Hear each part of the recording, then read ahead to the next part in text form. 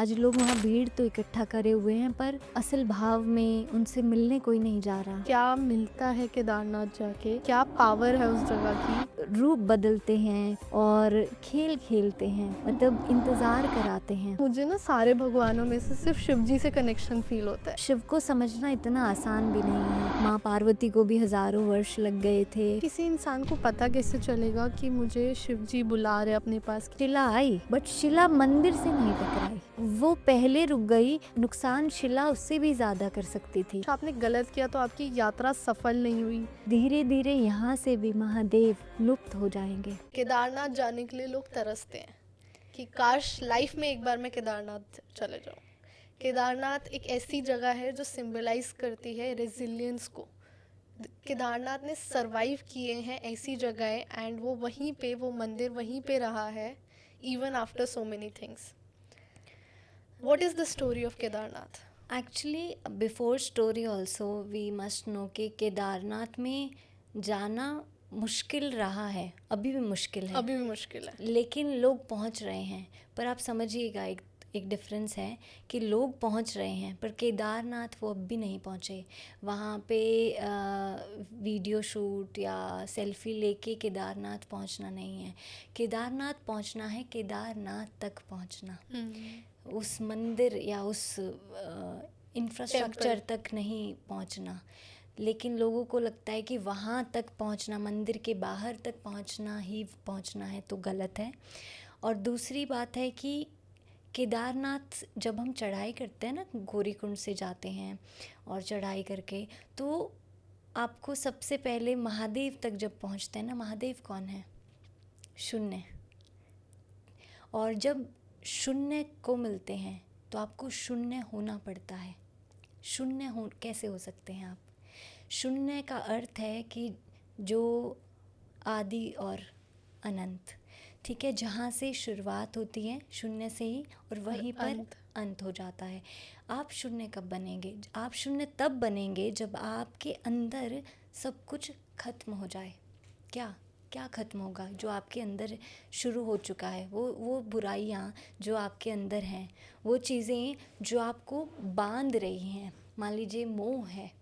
मोह किससे है? चीज़ों से है। मेरा घर है, मेरा परिवार है, मेरे रिश्ते हैं, मेरा ऑफ कोर्स मटेरियल्स हैं, सब कुछ।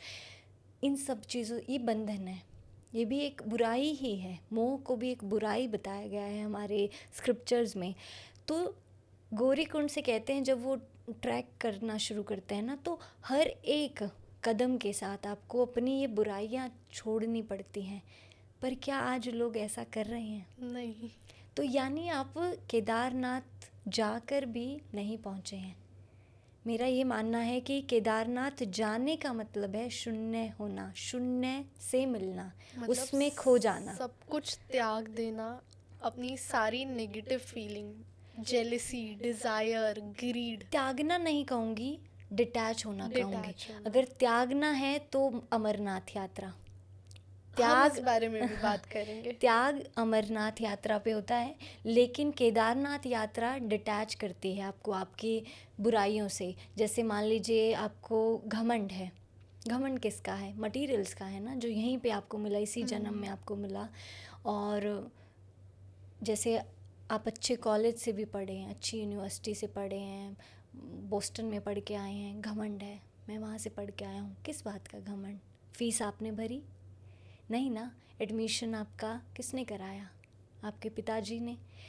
तो ये घमंड किसी और के किए का आप कैरी करते हैं। यानी शून्य होना अर्थ है कि वो चीज़ें त्यागना या छोड़ना जो आपकी है ही नहीं, जो आपने बाहर से ऐसे ही बस ले ली हैं। जैसे अब ये मेज़ है, इस पर धूल बाहर से आई है ना, इसकी तो नहीं है, वो कैरी इसने करी है कहीं से, तो उसको वो हटानी है। आपको डिटैच इसलिए होना है क्योंकि जब आप डिटैच का मतलब ये नहीं है कि प्यार करना छोड़ देना है अपनों को। डिटैच का मतलब ये है कि आपको उस बंधन से मुक्त होना है जो आपको भार देता है, एक्सपेक्टेशंस का भार देता है। जैसे अभी मैं मान लो महादेव की भक्त हूँ और मैं महादेव से बहुत ऐसे लगाव है कि महादेव मैं याद करूँगी और वो आ जाएंगे। ये मेरी एक तरह से अटैचमेंट है। महादेव ये भी नहीं कह रहे, महादेव ये नहीं कह रहे कि तुम हर रोज़ मेरे मंदिर आओ या हर सोमवार मेरे मंदिर आओ, नहीं।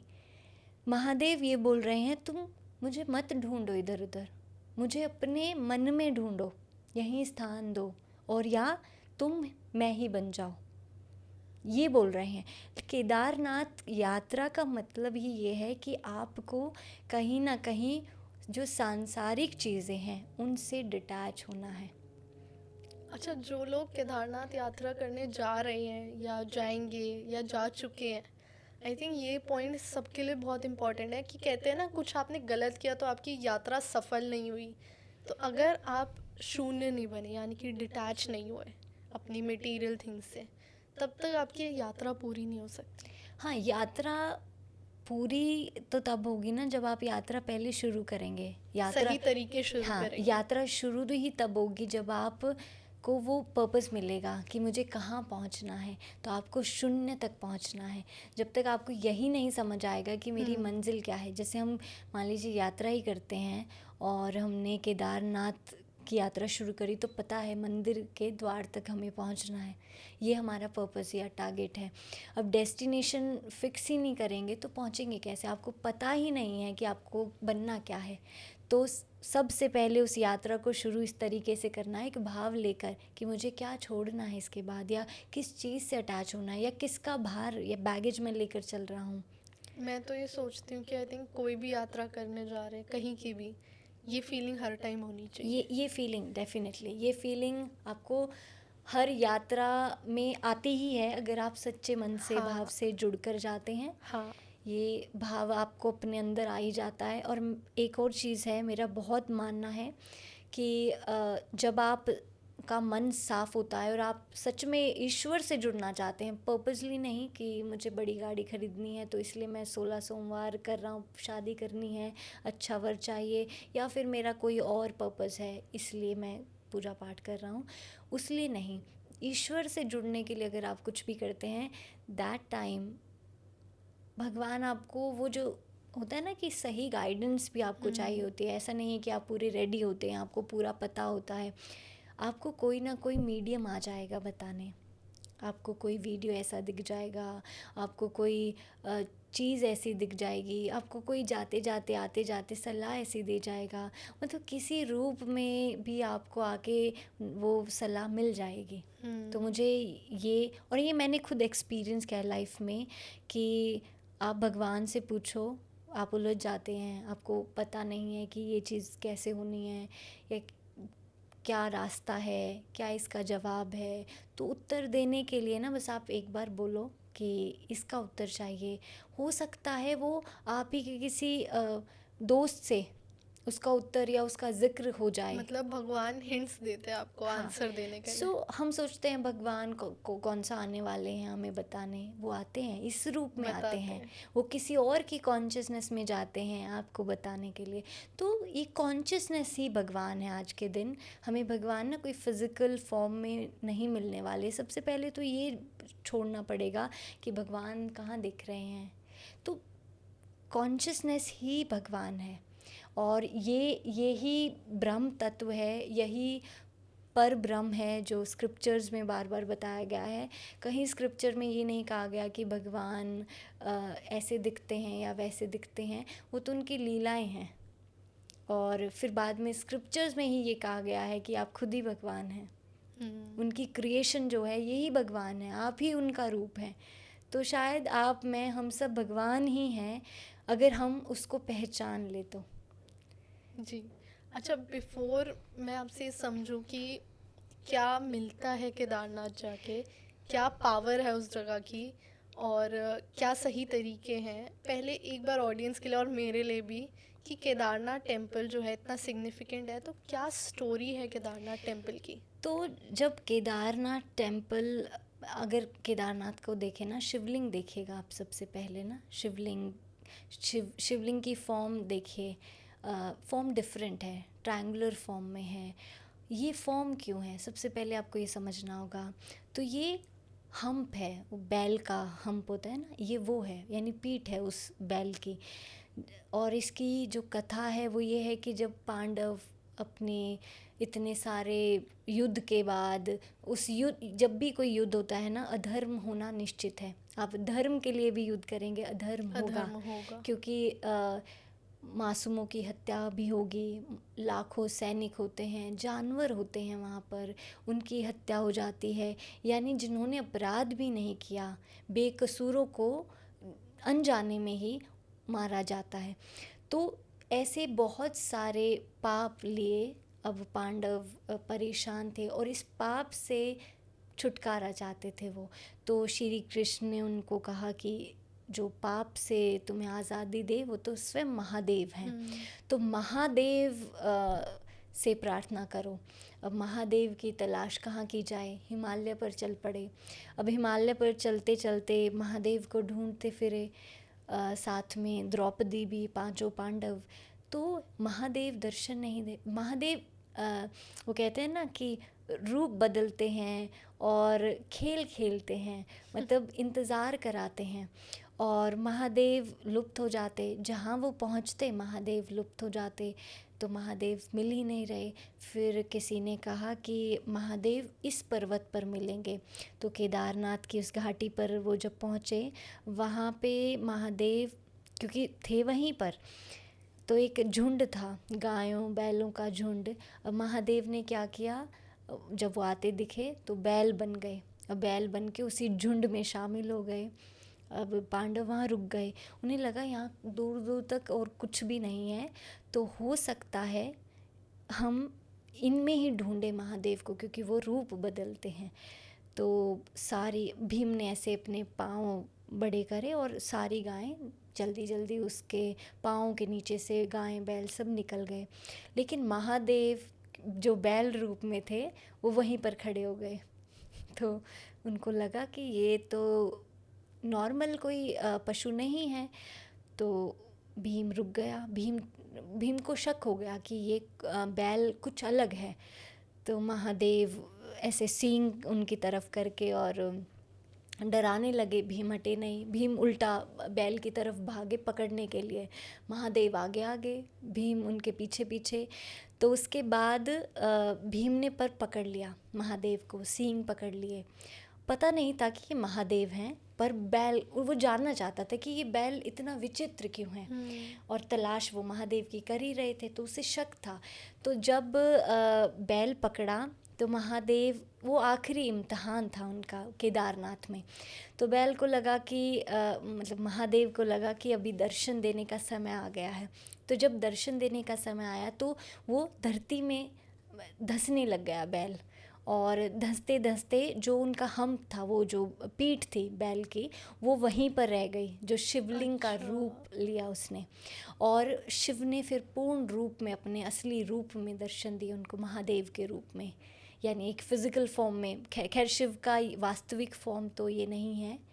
शिव तो एक शिव तत्व के रूप में, पर ब्रह्म के रूप में है, जिनका फिज़िकल फॉर्म नहीं है, निराकार हैं वो। पर उनको महादेव के रूप में दर्शन दिए और फिर ये बताया कि तुम्हारी आगे की यात्रा तुम्हें किस प्रकार से करनी है, गाइड किया। और यहाँ पे आशीर्वाद दिया, जो शिवलिंग के रूप में वो फिर वहाँ पे बस गए भक्तों के लिए, कि जो भी यहाँ पे आएगा मेरे दर्शन करने, वो किसी ना किसी चीज़ से मुक्त हो जाएगा, अपने पापों से पहले मुक्त होगा। फिर बाहर से, जैसे मैंने आपको कहा, डिटैचमेंट बहुत ज़रूरी है, कि आप अटैच होते हैं अपने किसी भी चीज़ से, तब आपको दुख होता है।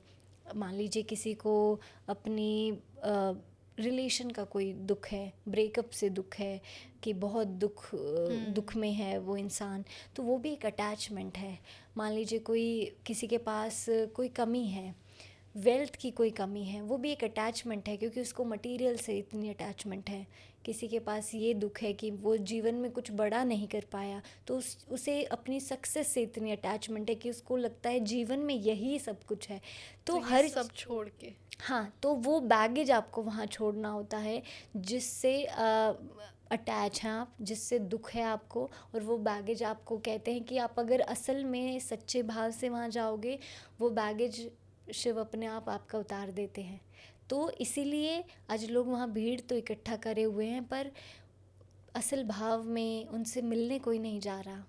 सोशल मीडिया के लिए अगर आप वहाँ जा रहे हैं तो पर्पस पूरा नहीं हुआ आपकी। केदारनाथ यात्रा भी पूरी नहीं हुई और यात्रा ही अधूरी है अगर वहाँ पे सेल्फी लेने, क्योंकि भक्ति में सबसे पहली चीज़ है दिखावा नहीं। यानी आप रोज़ मंदिर जा रहे हैं ना और आपने एक बार भी किसी को ये बताने के लिए बता दिया कि मैं रोज़ मंदिर जा रहा हूँ, दैट मीन्स आपका वो जो फल है मंदिर जाने का या जो पुण्य फल है दान देने के बाद भी बताने के बाद वो ज़ीरो, क्षण भर में ज़ीरो हो जाएगा। और जब जैसे मंदिर आप जा रहे हैं, आप केदारनाथ यात्रा पे जा रहे हैं और आप उसे पूरा रिकॉर्ड कर रहे हैं और जस्ट सोशल मीडिया पे लोगों को दिखाने के लिए कि मैंने ये यात्रा करी, दैट मीन्स उसका फल भी क्षण भर में शून्य है। तो ये आपको बहुत ध्यान देने की ज़रूरत है। आपकी भक्ति दिखावा नहीं है और दिखावा उसको तुरंत ख़त्म कर सकता है। जबकि अभी देखा जाए तो केदारनाथ यात्रा चल रही है और सब आधे से ज़्यादा लोग वहाँ पे कंटेंट बनाने जा रहे हैं। आधे से ज़्यादा भी नहीं, मैं कहूँगी 90% लोग शायद इसी Content भाव से बना जा रहे हैं। और किसी से भी पूछेंगे वो शिव से जुड़ाव महसूस करते हैं या नहीं, पर उनको लगता है ऊपरी तौर पर शिव को समझना इतना आसान भी नहीं है। माँ पार्वती को भी हज़ारों वर्ष लग गए थे शिव को पाने में। ऐसा नहीं है कि शिव को पाना मुश्किल है, लेकिन शिव को समझना बहुत मुश्किल है। शिव सबकी समझ में नहीं आते।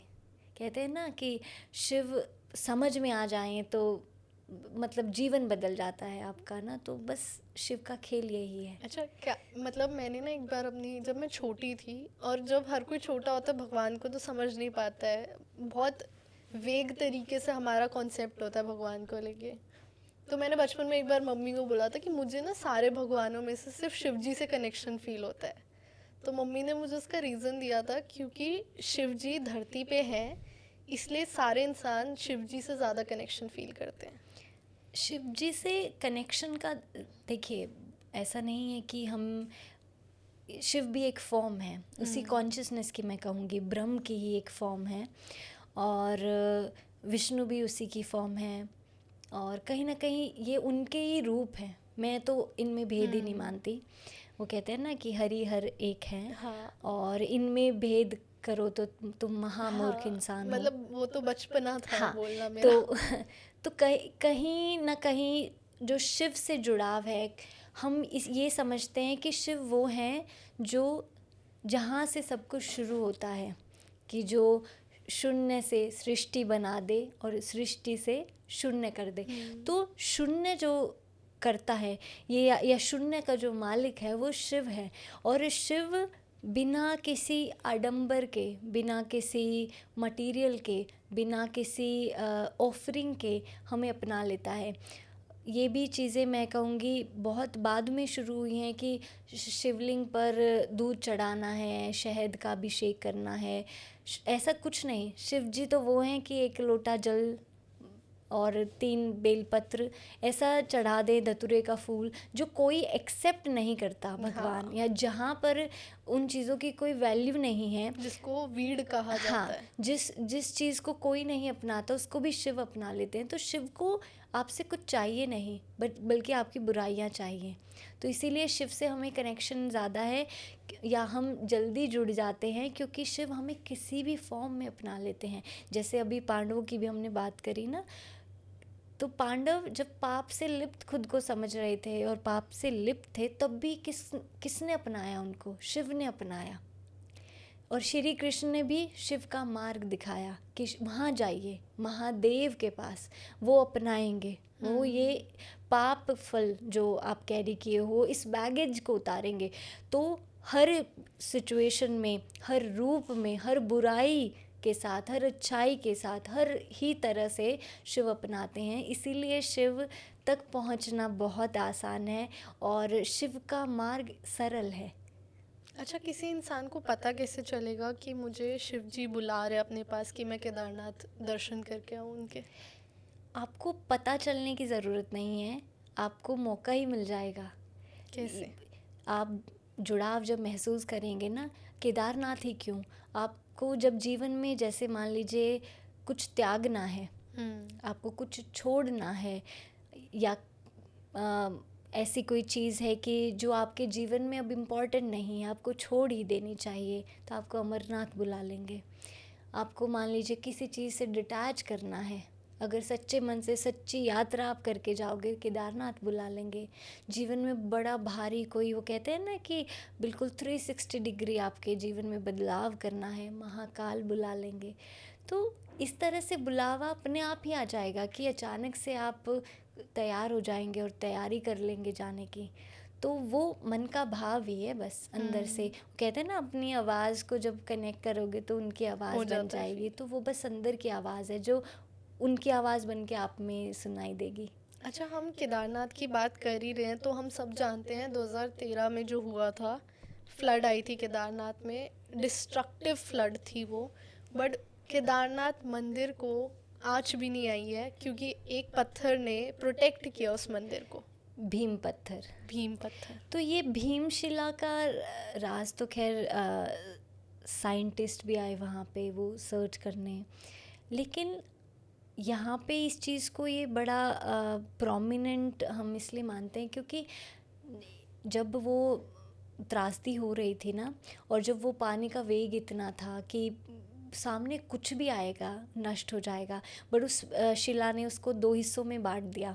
लेकिन अब शिला का अचानक से आना सबसे, उससे भी चौंकाने वाली बात है। शिला तो चलो पानी के साथ बह के आ सकती है, लेकिन शिला आई, बट शिला मंदिर से नहीं टकराई, पहले ही रुक गई। वो पहले रुक गई। नुकसान शिला उससे भी ज़्यादा कर सकती थी, यानी वेग से जो शिला आ रही थी वो इतनी भारी और मंदिर बड़ी पे थी, गिर जाती। वो मंदिर से टकराती तो काफ़ी नुकसान होता मंदिर के ढांचे को। पर वो शिला पहले ही रुक जाना, वो ऐसा चमत्कारी चीज़ है।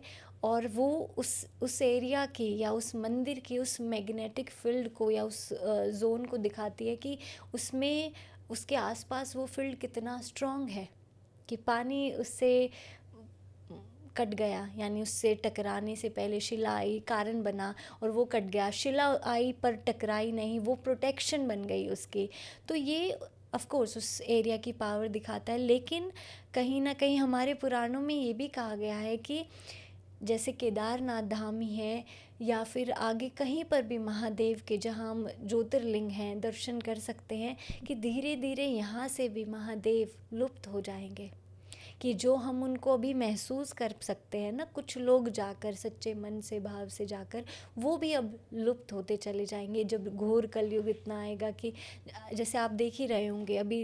आई थिंक मैं लास्ट 10 ईयर्स से भी देखूं इस त्रासदी के बाद, तो इनफैक्ट ज़्यादा कि लोग वहाँ पे भाव लेकर तो कोई भी नहीं जा रहा है। मैक्सिमम लोग जा रहे हैं, मतलब ज़्यादा से ज़्यादा लोग जाने की कोशिश करते हैं, भीड़ हर साल बढ़ती है, लेकिन भावहीन उतने ही हो गए हैं। तो धीरे धीरे एक टाइम ये भी आएगा कि महादेव का वो जो प्रभाव है या अपना जो रूप अभी वो उस एनर्जी के रूप में भी दिखा रहे हैं ना, वो भी लुप्त हो जाएगा। उन्हें ढूंढना वहाँ पर भी अब मुश्किल हो जाएगा। एक और कहानी है केदारनाथ की कि ये जो केदारनाथ में बाढ़ आई थी वो इसलिए आई थी क्योंकि धारी देवी का जो आइडल था टेम्पल में, उसको रीलोकेट कर रहे थे एक पावर प्लांट के लिए, किसी इंडस्ट्री के लिए।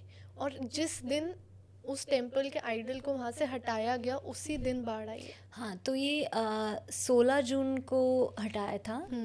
तो जब ये हटाया तो ऐसा, मतलब वैसा संकेत थे पहले से वेदर, हाँ, कि हैवी रेनफॉल हो सकता है या इस तरह से। बट जब वो आइडल हटाया गया तो कहते हैं गांव वाले कि बाहरी ऐसे जैसे बिजली कड़की हो ऐसी आवाज़ आई एकदम से जब आइडल हटा। और उन्होंने रोकने की भी कोशिश की धारी देवी के मंदिर को की, क्योंकि वो वहाँ की कुल देवी हैं और चारों धाम की रक्षा करती हैं धारी देवी ना। तो वो ऐसा रूप है, ऐसा उग्र रूप में आ जाती हैं। अगर कोई मान लीजिए उनके गांव पर, कुल पर, यानी कुल देवी जब जो आपका कुल हो, यानी आपके पूरा परिवार, पूरा गांव उनका परिवार है, तो धारी देवी उस पूरे परिवार की रक्षा करती है और चारों धाम की भी रक्षक वही हैं।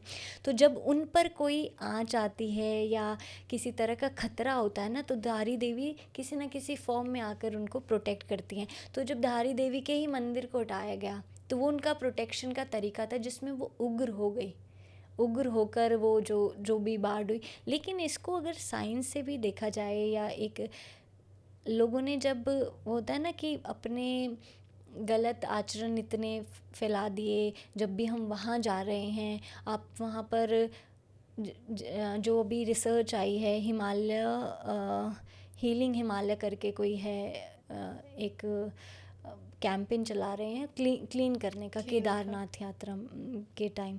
तो उन्होंने बताया कि पर पर्सन जो वहाँ पे आई थिंक 2 डेज़ के लिए तो वो स्टे करते हैं, 2 किलो के करीब वेस्ट वहाँ पे हर बंदा छोड़ कर जाता है। तो वो वेस्ट कहाँ जाएगा?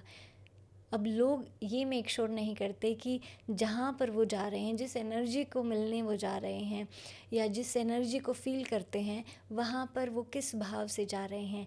एक होता है कि आप आध्यात्मिक होकर जाएं, एक होता है कि आप फिज़िकल एक वर्ल्ड में हैं और आप बस अपने इंजॉय के लिए, ट्रिप के लिए जा रहे हैं। तो आप ट्रिप के लिए जा रहे हैं तो ये गंदगी होगी।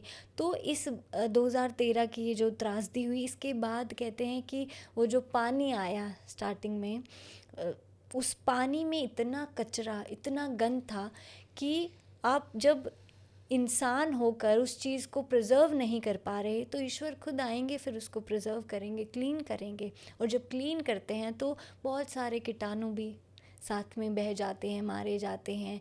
कचरा जब वो फेंका तो हर चीज़, मतलब वो कहते हैं ना, प्रकृति भी ईश्वर का ही वो रूप है, वो शक्ति है, शक्ति का रूप है प्रकृति।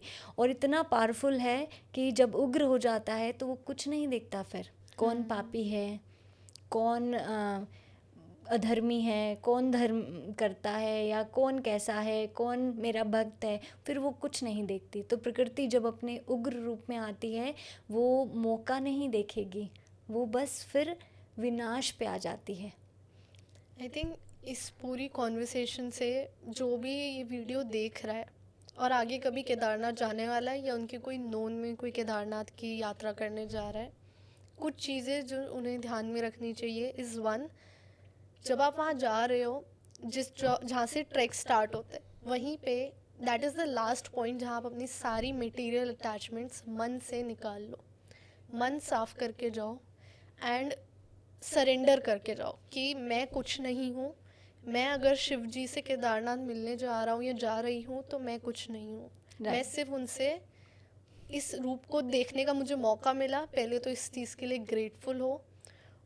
और डिटैचमेंट इसलिए ज़रूरी है क्योंकि भगवान शिव खुद यही प्रीच करते हैं, तो अगर उनसे मिलना है तो उनके जैसा हो के मिलना है। बिल्कुल। सेकंड, कचरा नहीं फैलाना है। मैंने खुद एक वीडियो देखी थी जिसमें उन्होंने, आप जो प्रोजेक्ट बता रहे हैं, उन्होंने यही दिखाया था कि लोग कितने कपड़े, जूते, प्लास्टिक बॉटल, कितना कुछ फेंक के जा रहे हैं। अगर आप अपनी सीक्रेट प्लेसेस को इतना गंदा करोगे तो कैसे भगवान आपको मिलेंगे? बिल्कुल। क्या कर रहे हैं आप कचरा फेंक के यहाँ पे? नहीं, वहाँ पे जैसे वो कहते हैं ना, शिव ने कपड़ों का भी त्याग किया हुआ है, बिल्कुल वो वनवासी के जैसे। मतलब कोई भी मटेरियल या मटेरियलिस्टिक अटैचमेंट शिव के पास नहीं आपको दिखेगी। शिव के पास ऐसा नहीं दिखेगा कि जैसे जंगल में भ्रमण करते हुए आप कैसे दिखेंगे ना, शिव वो हैं।